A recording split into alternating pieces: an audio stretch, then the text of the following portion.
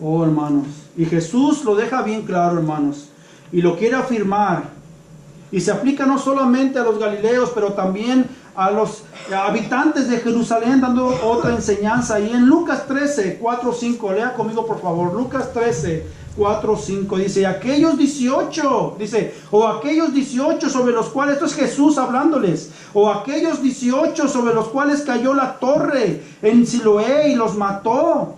¿Pensáis que eran más culpables que todos los hombres que habitaban en Jerusalén? Igualmente digo no. Antes, si no os arrepentís, todos pereceréis igualmente. Miren, hermanos, este evento fue al sur de Jerusalén. Siloé es una ciudad. Y la torre era una torre era una construcción que se estaba construyendo un canal romano. Y se derrumbó y mató a 18 personas. Y es lo mismo que Jesús les dijo anteriormente, más les vale que ustedes se arrepientan, porque si no, a ustedes también les puede suceder eso. Se puede caer el avión, no digo por Oscar, ¿verdad? Ni por Marco, ¿verdad? Puede suceder, hermanos. Yo cuando me subo a un avión, digo, Señor, yo sé que tú tienes planes para mí. Y porque tú tienes planes para mí, todos estos están sobreviviendo. Nada le va a pasar. Cálmense, por favor. Como Pablo decía cuando iba en el barco, dice, no desmayen. Dice, todos van a estar bien. Bueno, así a veces le pongo yo, pero tengo que estar seguro de que Dios tiene planes para mí. Y hermanos, pueden suceder. Pero esto, hermanos, era un gran problema para el pueblo de Israel.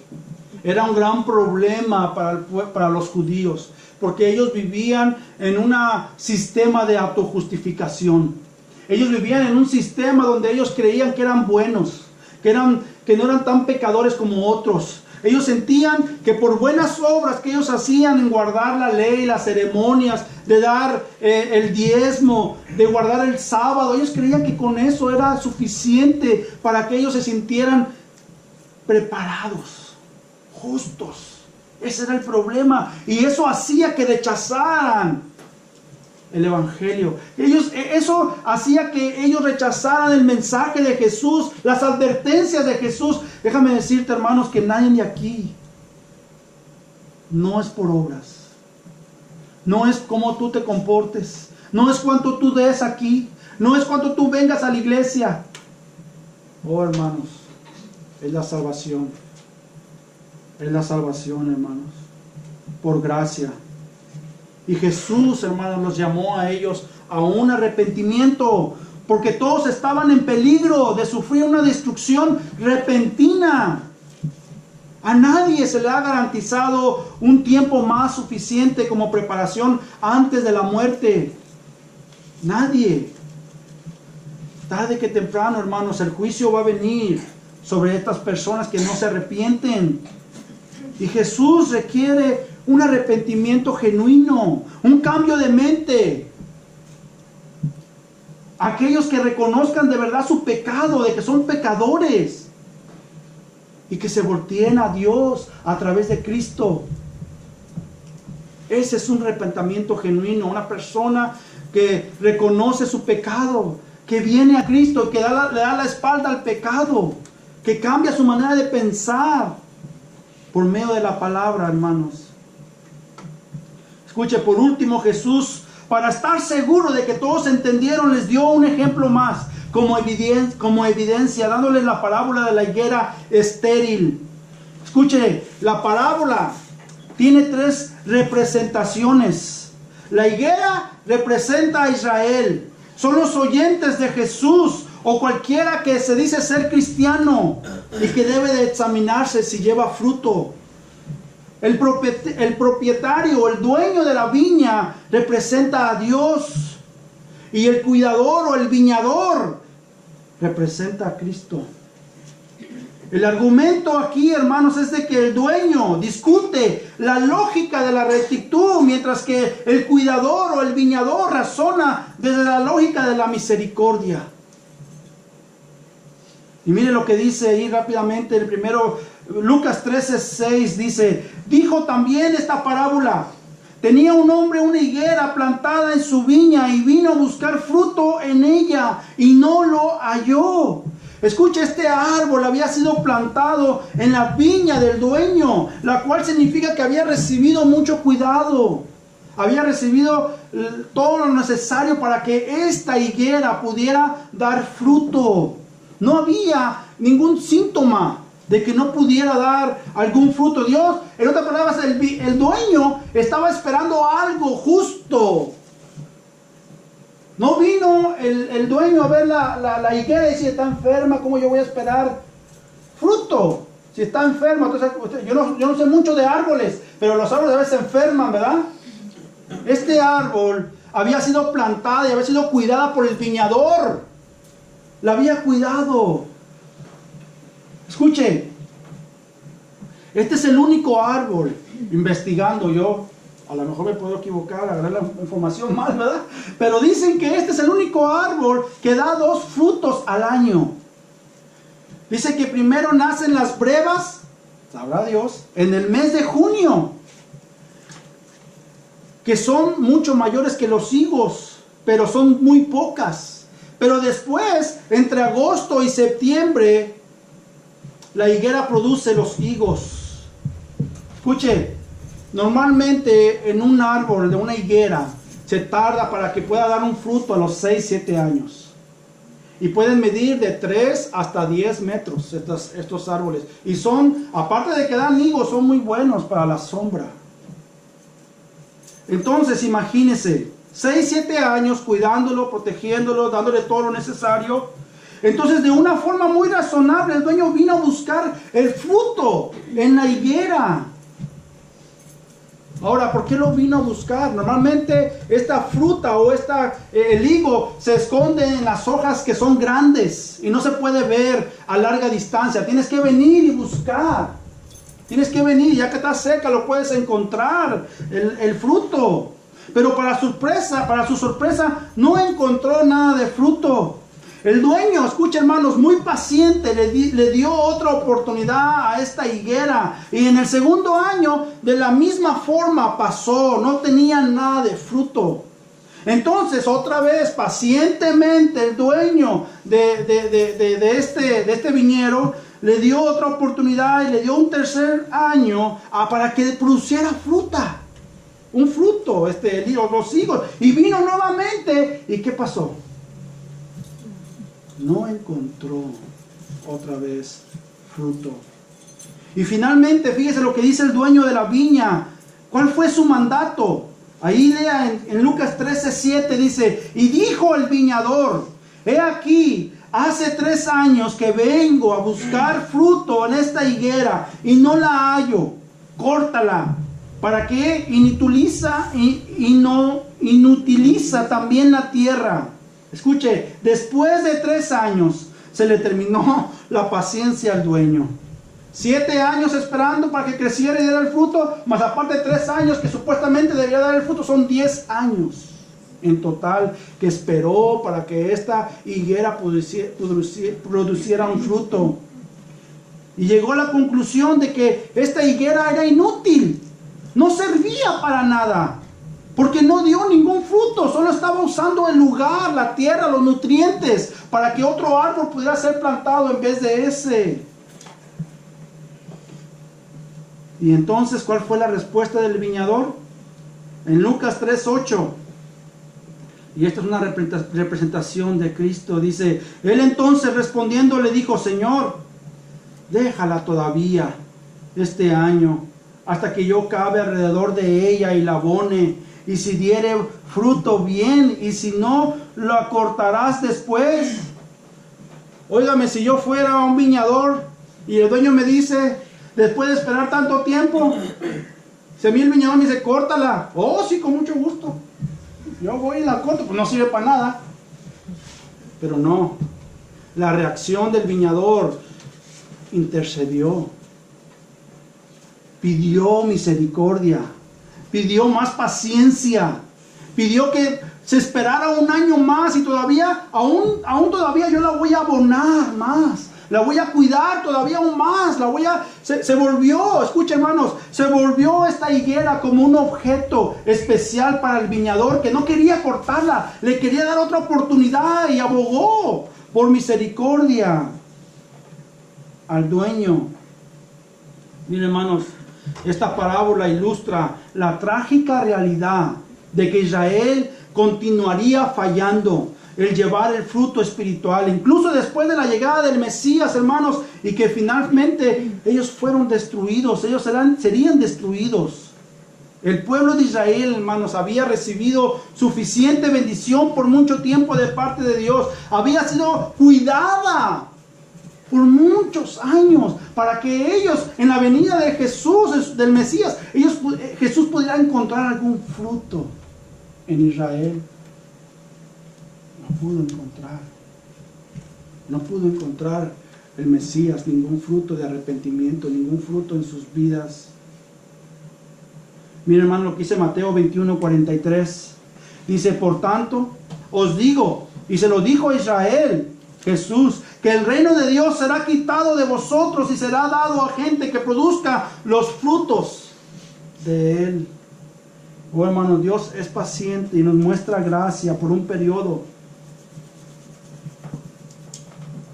Pero llega un tiempo, hermanos, que si no hay un arrepentimiento, si no hay un fruto, se termina. Y al último vendrá el juicio. Será cortado. Porque nunca produjo un fruto.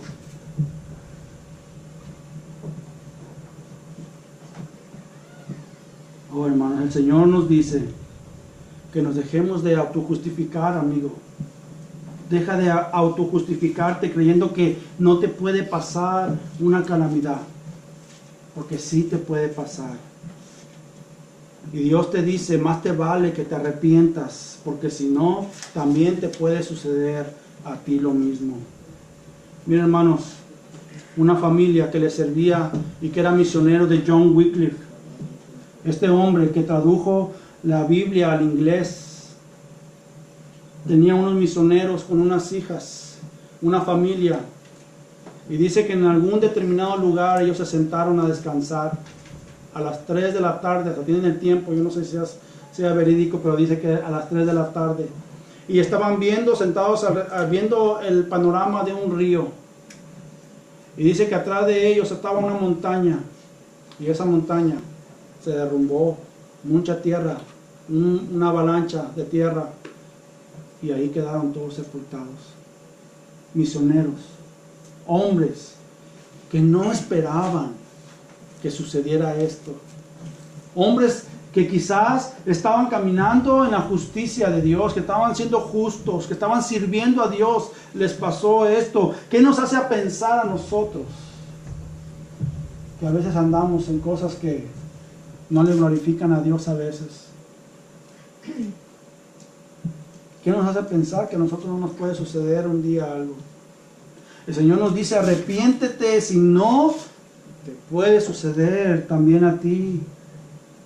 Miren hermanos, nosotros que creemos en Cristo, la palabra de Dios dice en Romanos 8:28, dice que a los que sabemos, dice que a los que aman a Dios, todas las cosas le ayudan a bien. Esto es a los que conforme a su propósito son llamados. Miren hermanos, cuando usted piensa en alguna adversidad, alguna prueba, tienen propósitos bien marcados por Dios para el creyente. Déjame decirte rápidamente, escribe los versículos bíblicos porque te voy a dar algunas, pero las pruebas y los sufrimientos para los cristianos que padecen nos dan a conocer o nos ayudan para entender si nuestra fe es verdadera. Escuche, la forma más efectiva para ver si de verdad dices tú lo que crees es cuando hay adversidades en tu vida. ¿Usted me quiere conocer a mí? Venga cuando esté frustrado. Venga cuando yo estoy frustrado, va a decir, ¿ese es el pastor? Ahora no, tampoco no me quiero ir para abajo, ¿verdad? Pero todos nos frustramos. A veces mi esposa me dice, tú eres tan sincero, o eres dices cosas que a veces la gente va a poner pedo, pero no trato así. Pero miren hermanos, a través de las adversidades nos conocemos si de verdad creemos en Jesús. Las pruebas nos ayudan. para que puedan probar, hermanos. Nos enseña a no, eso usted lo puede buscar en 1 de Pedro 1:6-7, 1 de Pedro 1:6-7. Nos enseña, hermanos, a no depender de nosotros mismos, sino de los recursos divinos. Usted lo puede encontrar en 2 de Corintios 1:8-9. Nos ayuda para recordarnos en nuestra esperanza celestial. Romanos 5:3-5. Escuchen, nos revela lo que en realidad amamos. Hechos 5:41. Nos enseña a crecer en obediencia y en santidad. Salmos 119, 67 y 71. Escuche, para que Dios nos pueda mostrar compasión. No hay una forma más efectiva de que Dios pueda mostrar más íntimamente su compasión cuando pasamos adversidades, cuando estamos lamentándonos, hermanos. Para eso sirve, para poder ver el amor de Dios. Usted lo puede buscar en Salmo 103:13. Escuche, las pruebas nos ayudan con el fin de prepararnos para servirle mejor. Somos más eficaces para servirle cuando pasamos pruebas. Santiago 1:2-4. Por último, las pruebas tienen una finalidad, hermanos, de que podemos estar mejor equipados para consolar a otros en medio de las pruebas. Miren, hermanos, yo sé que usted ha pasado por muchas pruebas, luchas, pero cuando usted pasa por una prueba y sale victorioso, usted puede consolar a alguien más efectivamente. Usted puede entenderlo mejor. No tiene que pasar por todo para poder ayudar a todos, pero algunos de nosotros hemos pasado por diferentes dificultades en nuestras vidas, que sí podemos, hermanos, consolar a otros. Mira, amigo, si tú crees que la calamidad más grande que puede suceder no es la muerte en sí, la calamidad más grande del hombre es que tú te mueras y no tengas a Cristo en tu corazón. Esa es la calamidad más grande que puede haber en el mundo. Cuando yo voy a los panteones, o cuando yo paso por ahí o escucho las noticias, la primera pregunta que se me hace cuando alguien muere dice, ¿tenían a Cristo en su corazón? ¿Tenían a Cristo? No son, hermanos, las calamidades que pueden causar que sufras en tu dolor físico. Eso no se compara con pasar una eternidad en el infierno. Y mira, hermanos, nosotros que a veces lloramos por las personas, que a veces nos lamentamos por la gente, nos debemos de lamentar todavía aún más cuando miramos a una persona que muere y no tiene a Cristo. Nos debemos de lamentar por esas personas que de verdad se mueren y no tienen a Cristo en su corazón, porque sabemos de que van a pasar una eternidad en el infierno. Dios va a venir, amigo, y va a buscar fruto. Va a buscar un fruto en ti específico. Y dice que si no lo encuentra, Él te va a cortar. Vas a perecer. Vas a ir al juicio. La Biblia dice, los frutos de la carne, los frutos del Espíritu, Gálatas 5:23. Y nos habla de los frutos del Espíritu Santo. Nosotros que somos cristianos damos frutos y no son frutos de nosotros. Ni siquiera nos pertenecen a nosotros. Son del Espíritu Santo que mora en nosotros. Mira, hermanos, ya por último, por favor, abre tus Biblias en Isaías 55:6-7. Isaías 55:6-7. Isaías 55:6-7. Dice la palabra del Señor: buscad a Jehová mientras pueda ser hallado. Llamadle en tanto que está cercano. Deje el impío su camino y el hombre inicuo sus pensamientos, y vuélvase a Jehová, el cual tendrá de él misericordia, y al Dios nuestro, el cual será amplio en perdonar.